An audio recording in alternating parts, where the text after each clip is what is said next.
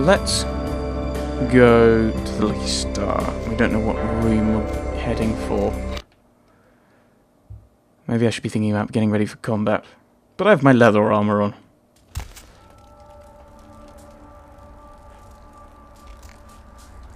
Hello.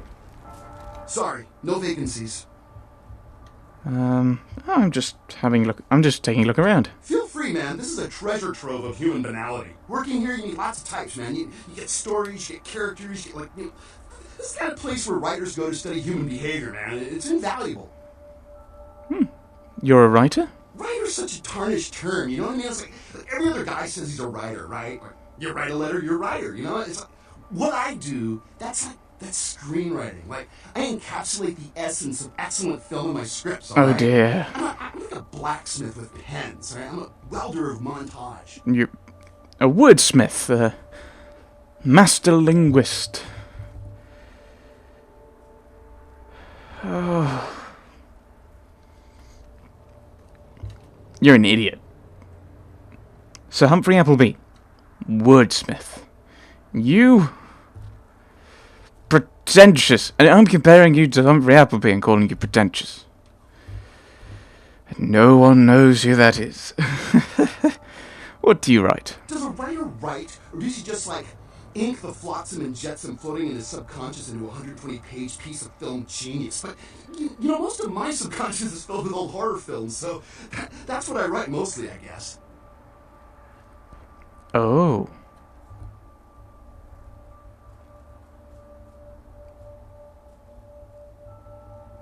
Three's interesting. I think we'll go a bit more circuitous route. We don't want to just come out and say, oh, you must know about this horror film. No, horror. What kind of horror films are you working on? Me?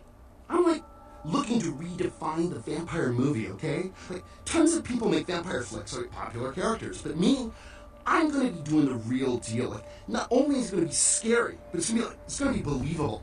Uh-oh. Oh, what do you know about vampires? Well, in my story, it's not like about garlic and bats, okay? It's about vampire societies and stuff. You know, like, what would vampires be really all about? I mean, how do they blend into society without being discovered? Interesting questions.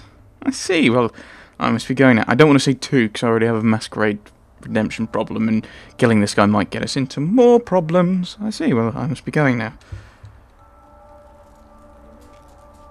Okay. Talk to everyone. The Death of Night is on. Can't switch the TV on. That was indoors. I don't know what key we're after. I'm guessing this is... Why don't you call me sometime? Area code 323 KL5 KTRK. Ooh. Looks like somebody's been waiting. Let's listen to the radio, shall we? To speak to yours truly. So, caller, why aren't you asleep? Insects. Insects? As in you have an insect problem? Or chirping crickets are keeping you up? Or you have nightmares about them? Help me out here. No. Jumping on the seat. You know, when you fall asleep, they can crawl into your mouth or your ears or your nose. You can't prevent it if you're asleep. I mean, what can you do? Are there any scientists out there listening to this?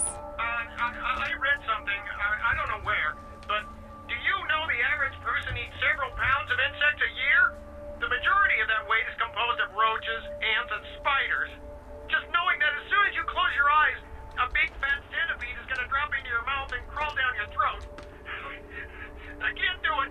I never sleep at night. You know, they voluntarily eat insects in some countries. Yeah, well, those countries probably need Jesus. So, you never sleep at night. I assume you do sleep, right? It's a weird idea. I sleep at work. And what exactly do you do? I'm a middle school teacher. That would explain why my nephew invested that 20 I sent him for his birthday on magic beans.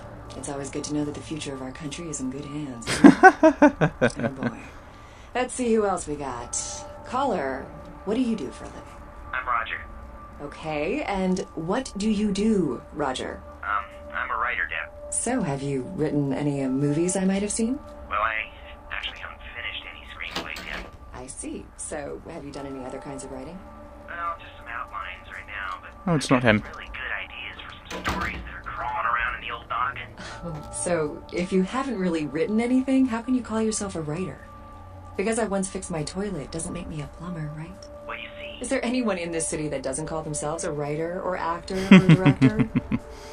Hello. I think you're doing a disservice to those who actually make their living in those art forms by deeming yourself something you're not or you're trained to do. I think I'm pretty good at knowing what's good writing from bad writing. Well, wouldn't that make you a critic? Let's see if anyone else agrees. Line 2. Are you ready for a menage a trois? Sure thing, Deb. And would you please state what you do for a living? I'm a personal assistant for a producer at Parasite Studios. Perfect. Do you read a lot of screenplays? Don't get me started. Well, for our writer on the phone, here's your big chance to pitch your screenplay. Is that okay, line 2? Sell me, dude. Well, okay. So, my story's about this guy. You don't say. Okay, so this guy, he's like an FBI agent, but, you know, he doesn't really work for the main FBI. And, he's got this partner who's new and really cute, but she's also a really good agent. And they're like assigned to this bizarre case where people are being killed in really strange ways. And then, like, something happens and the girl agent gets kidnapped by the killer. Something happens. Cliche. Well, I haven't quite figured it out yet, but, like, the guy agent notices, like, how the killer seems to know everything he's doing, like, one step ahead of him. And then there's this kind of, you know, weird chase scene, and then, like, we find out that the guy's got 2 personalities, and, like, he finds out in the end that he's the killer, and then he's kidnapped his own partner. Well, line 2, what do you think? You're gonna option it or not? Writer dude? Roger. Roger, would you like my professional opinion? Yeah. Where are you from? Wisconsin. Okay. I want you to get all your stuff together, and then I want you to move back to Wisconsin. That's a little cold, line 2. Whoa. That's Hollywood, baby. Maybe it's just too good for you. No, dude, it's not. Break it up, you two. Final thoughts, guys? Wisconsin. I have some other things I'm working on, too. I got some pretty good ideas for video games, I think. If anyone's interested in hiring me, my number is 213... Sorry, Roger. The only one that gets to give out their number on this show is me.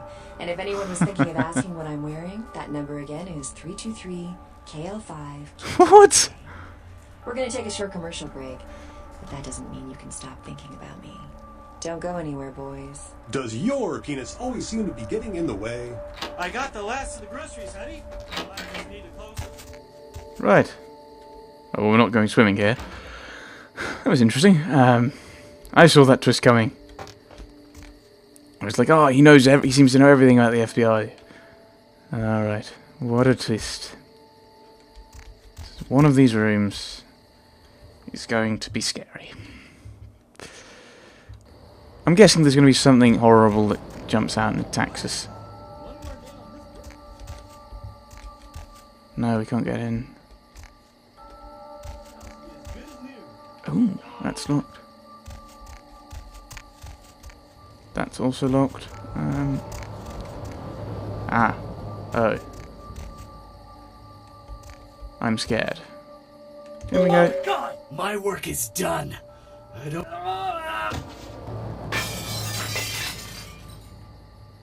Okay. Dude.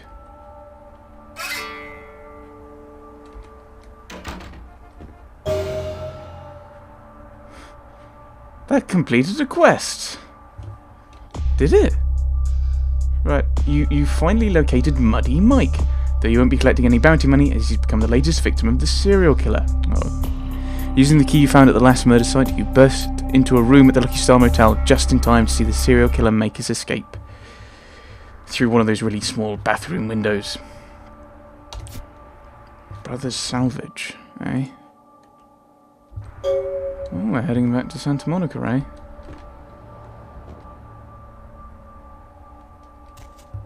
It's kind of frustrating how the body just vanished, but... the guy's just... gone! Gone! Maybe I should, tell the guy on the desk, shall I? Can I get into here?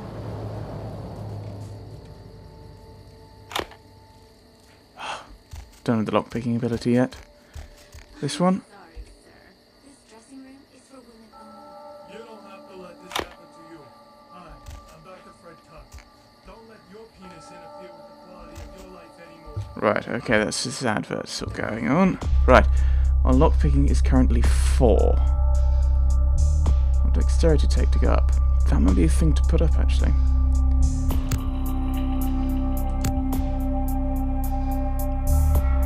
Wait, what did I just do?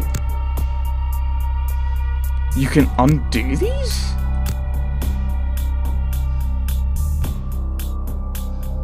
I'm really, really confused. What? It won't let me put my dexterity higher.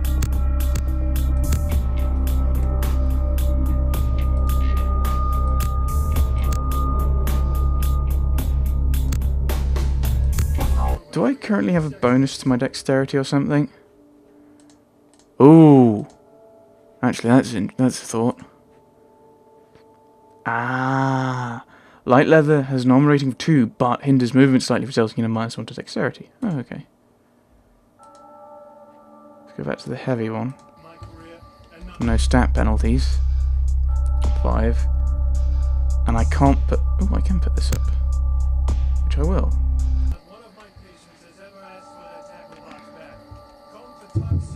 Blood buff. We can always try and seduce someone in one of the bars to try and get... Ooh. Before blood buff runs out, we'll finish. We'll lockpick this room as well. Haha.